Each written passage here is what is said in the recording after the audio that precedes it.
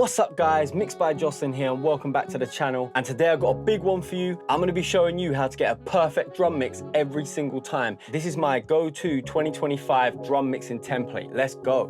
Boom.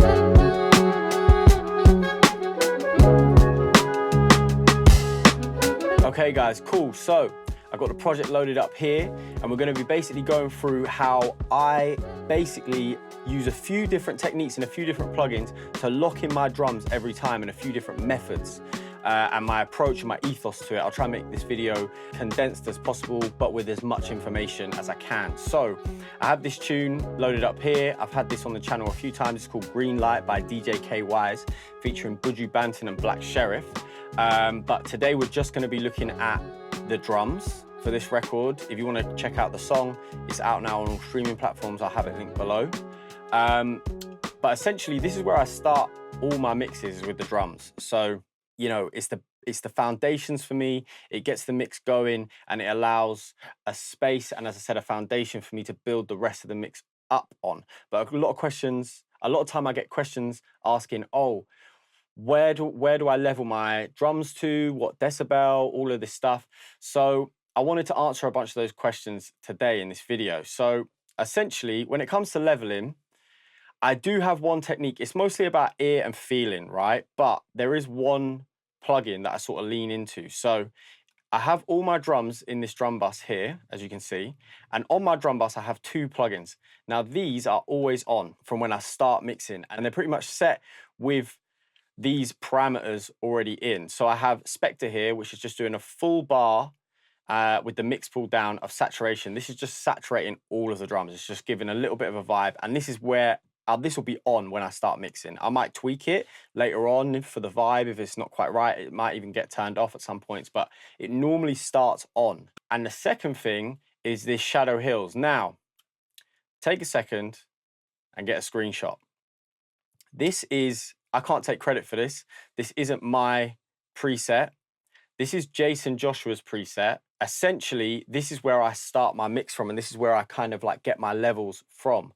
So I'll pull this up, and with all of these parameters set, I will start bringing up my kick drum, dry, no effects or plugins or anything on, and I'll be leveling it until I'm starting to get around -1 dB compression.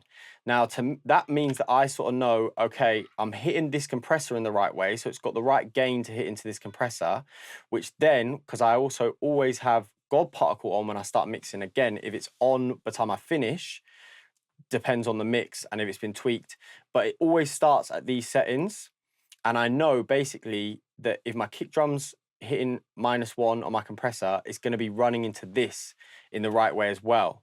So you can take a screenshot of that because this is basically the system. These guys all work in tandem with one another. But anyway, so let's just start leveling and I'll talk you through what I'm doing as we go.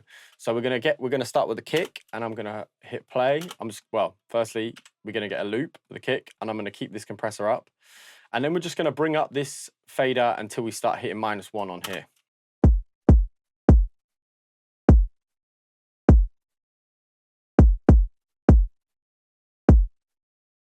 So pretty quick, didn't need much volume.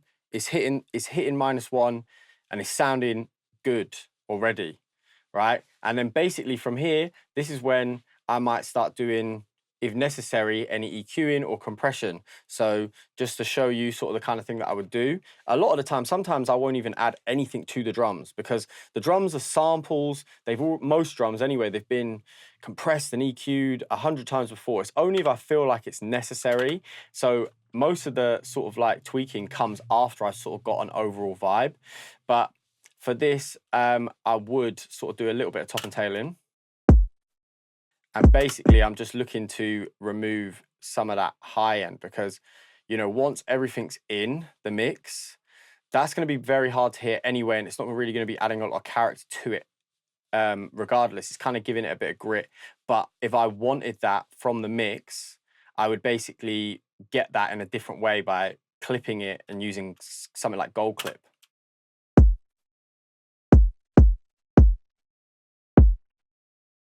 So there, I'm just removing all of that bottom end, the top end stuff, the kind of like peaky distorting stuff. So now that's done, and then I might add a little bit of light compression as well. For this, I'll probably use, again, something really transparent. I don't really want to change the color or the feeling too much, just a loose bit of compression. Now, when I'm compressing my kick drums, I want the transients to cut through. So I'm going to really slow down the attack, giving the kick time to cut through before the compressor grabs it. And then if I want it to sound tighter and more punchy, I'd have the release faster, or if I want it to sound more rounded and full, I'd have the release slower, because it's going to make it feel slower. And I'm really only looking for just a little bit of compression as well. So even less than that. So I'll pull the threshold down, pull the ratio down a little bit. Yeah, about -3, just a little bit.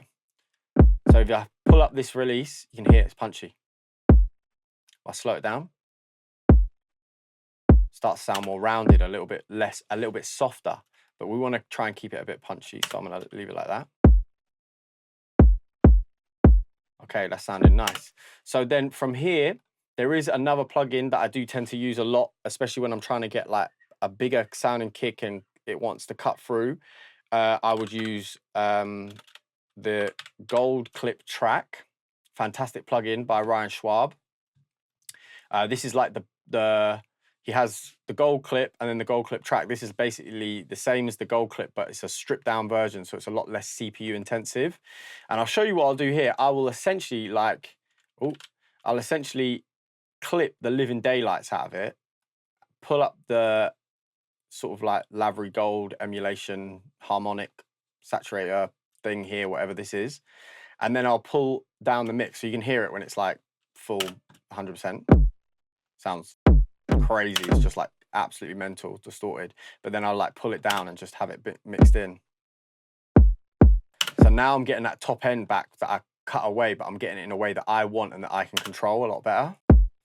And it's going to really make the kick pop out more in the mix and give it that kind of clipping feeling that's like so essential in modern music and modern drums. The only other thing that I might add to a kick drum, again, this is all sort of like depending on the song or whatever, is a parallel compression. In my recording template, I have all this stuff already set up. I actually sell my recording template. I actually sell my mix template, sorry.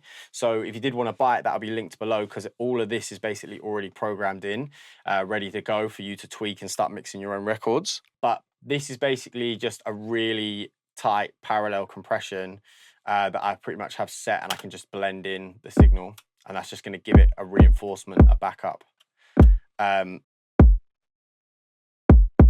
Yeah, so now that's sounding good. Leave that like that. And then from here, I'm kind of wanting to go fast, so I'm just going to start bringing in the sounds. We'll go with the snare. I've already panned this a little bit.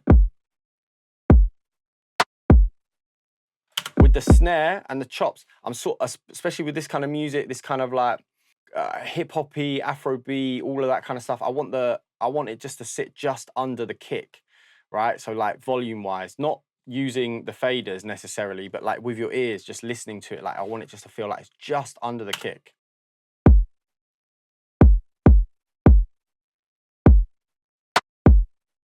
Yeah, about there, that sounds right.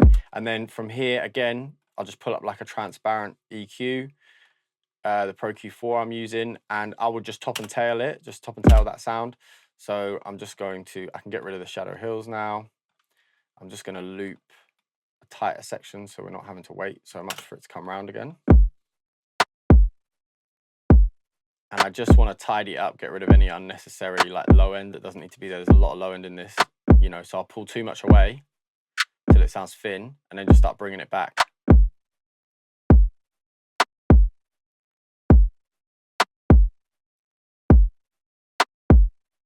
And then just listening, is there any other frequencies that are popping out that are irritating my ear at this point? There's not, so I'll leave that. And then same for this clap. We'll get this section here. Again, just sort of like just under.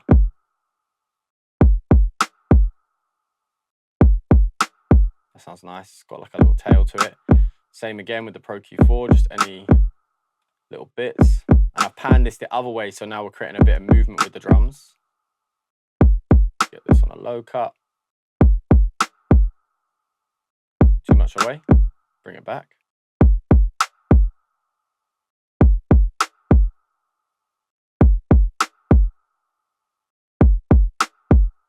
And then just that initial hit there, just because that's kind of sharp coming through the speakers, and especially once I've got everything else in, that might pop through. So I'm just going to do a little bit of surgical EQ there just to pull that down. Sounds nice. And then we'll open up this loop again, bring in this percussion loop.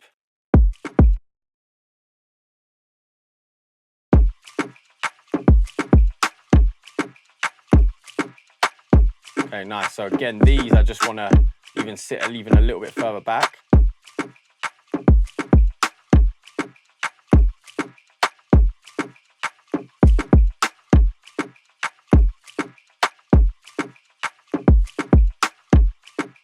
Get rid of this low end.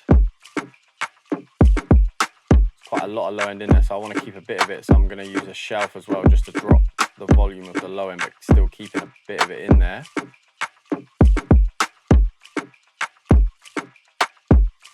And with this as well, just because it's stereo and it's sort of moving, I might even like just think, oh, I'm going to accentuate it. So I'll grab like the center where maybe the vocals would sit.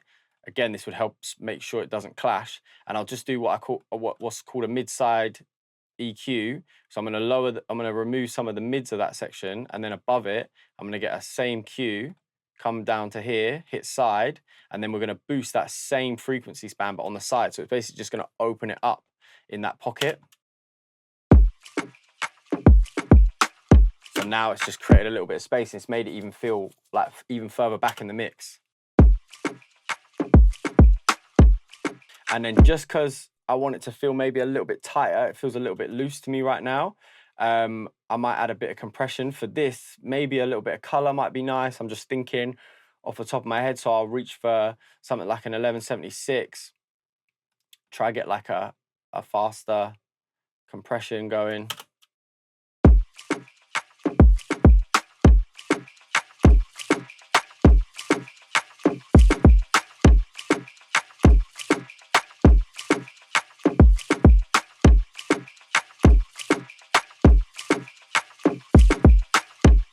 Yeah, that's just pushing it out and making it jump out a little bit more. Just gonna lower the volume just a touch.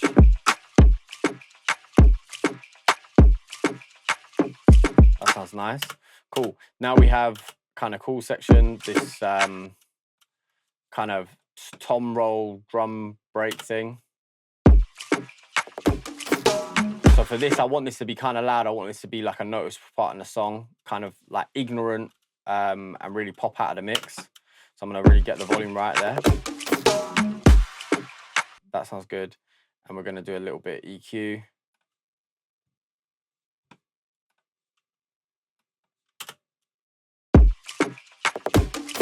Cool, just gonna get rid of just that low end rumble that's there. It's not really anything going on. It's probably like up to like 50 Hertz. A little bit back. And I'm actually gonna boost that low end because I want that kind of like tom and kick to pop out a bit more. And then actually just about here, this mid band, I'm just gonna just chop out a little bit. It's a little bit roomy there.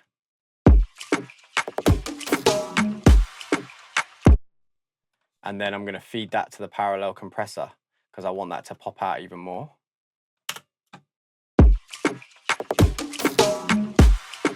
And then as well, put a bit of C2 on it. Same sort of thing as what I would do with the kick. Let those transients cut through, but lower the release, get it sounding tight.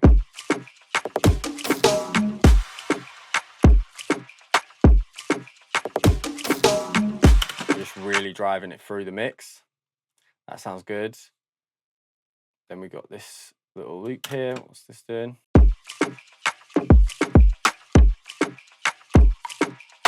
Some little perks. Just trying to get them heard, just giving them their own little space by using our volume and our EQ.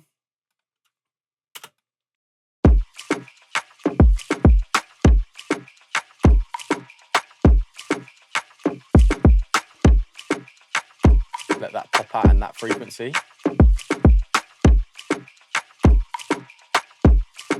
Same with this perk.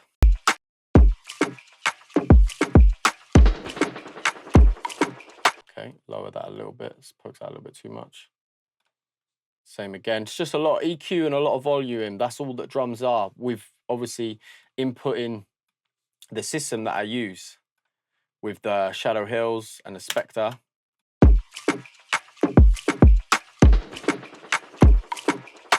Keep some of that low end in there. I'm gonna put a little shelf, give it a bit more brightness on that top end.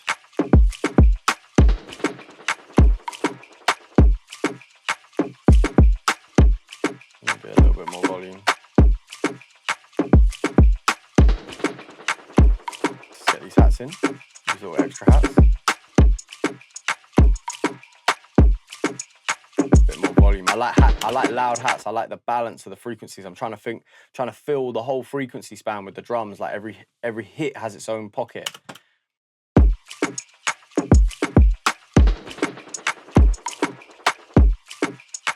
Same again. Let's see if there's any frequency that I want to just trim.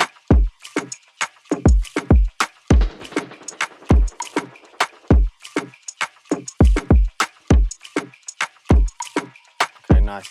And then with these, I like to use the Mag EQ by Plug-in Alliance for like the top end stuff, because I like the sound of the brightness of this EQ. So I'll probably get like 5K, just do a little boost.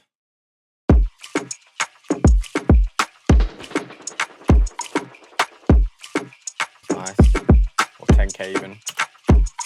And then we got another little hat here. This is like probably an open hat. Make that a bit more louder, get that up with the hat.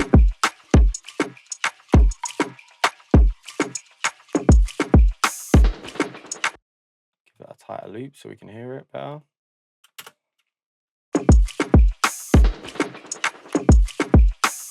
It's very hot in my studio, so I'm starting to sweat. If you can see it in the camera, I apologize. So let's just cut in here. Make that brighter, a little shelf.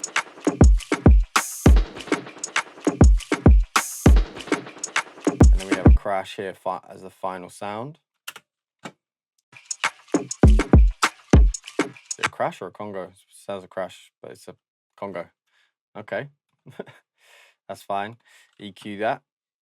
A bit lower actually as well in the volume from what I heard. We got some of that low rumble.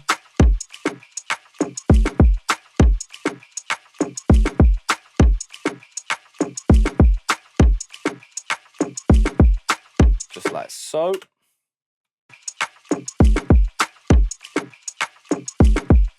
Want it to sound a little bit tighter as well, so I'm just going to throw a compressor on it. Again, same sort of thing as that kick drum, but just lowering the release, getting it real fast.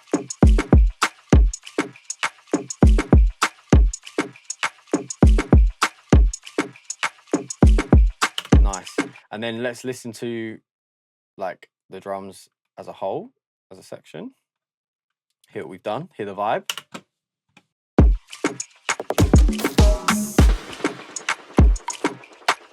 Still hitting our -1. Turn these off. You know, it makes a big difference. The glue is missing a lot of color, it's missing a lot of brightness. So just these two plugins, these settings, elevates your drums massively. And then obviously running into our God particle, we look at our thing, -6 with the drums, still plenty of headspace to come into. It's sounding nice, it's sounding balanced. You can see our LUFS on here at -14, which is cool. I'm happy with all of that. And then once we got our 808 and everything else in there, it's going to drive that up, but we're in a really good place and it's sounding punchy. And now all it is, the rest of the mix is just leveling everything around these drums. So the thought process is done. The hard work's already done. It's all about mixing, you know what I mean? So really, really simple, easy way. I wanted to come on here and sort of break that down for you and show you my thought process when it comes to mixing drums, just how simple it can be and the few things that I use to help guide me and get my drums in the right place. So if you've enjoyed this video, please give it a like. If you have any questions, leave them in the comments below. If you want any more sort of like videos like this, or there's topics that you want me to cover, again, leave them in the comments below. Make sure you subscribe. It really does help the channel, helps me out, makes me know that you like these videos and you want more of them. And as I said about the mixing template as well that I'm using here, that is on my website. I'll have it linked below. You can buy it. I think it's $19.99. I also have a recording template on there as well, which is what I use to record all my songs with for my recording sessions. That's on there for $9.99. So check them out and let me know what you think. If you do buy it, take a screenshot at me on Instagram or something. I always love stuff like that. And yeah, I hope you've enjoyed it, and I will catch you guys in the next one. Safe. Boom.